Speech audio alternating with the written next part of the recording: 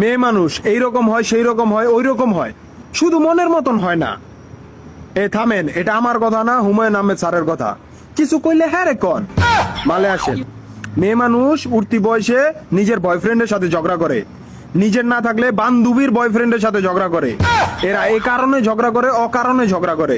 প্রেমিক অবস্থায় থাকায় ঝগড়া করে, বউ হইলে করে, আবার শাশুড়ি হইলে ঝগড়া করে, আবার কোনো কারণে ঝগড়া করে হাইরা গেছে, কি কারণে হারছে এটা নিয়ে আবার ঝগড়া করে।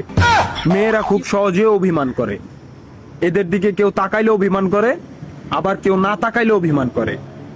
এরা শাড়িতে অভিমান করে, কোথায় যাওয়ার সময় গাড়িতে অভিমান করে, আবার পুরুষের দাড়িতে অভিমান করে। এরা নিজের স্বামীর ব্যর্থ দেখে অভিমান করে, আবার অন্যের স্বামীর সফল দেখে অভিমান করে।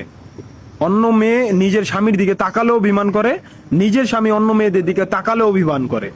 মেয়েরা খুবই আজব। এরা এমন রাগী যে সামান্য বিষয় নিয়ে রাগ কইরা হারপিক খায় ফেলায়।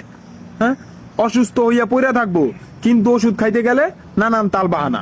মাঝে মাঝে মনে হয় কি যে মেয়েদের মন জয় করার চাইতে এবারে জয় করা সহজ।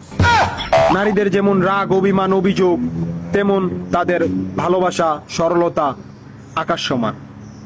আর তা পেতে হলে অবশ্যই নারীদেরকে তাদের প্রাপ্য সম্মান, ভালোবাসা দিতে হবে। কারণ দিন শেষে নারীতেই মায়ের মমতা, বোনের স্নেহ, ভালোবাসা, প্রিয় মানুষের আদর, সোহাগ, মানসিক শান্তি।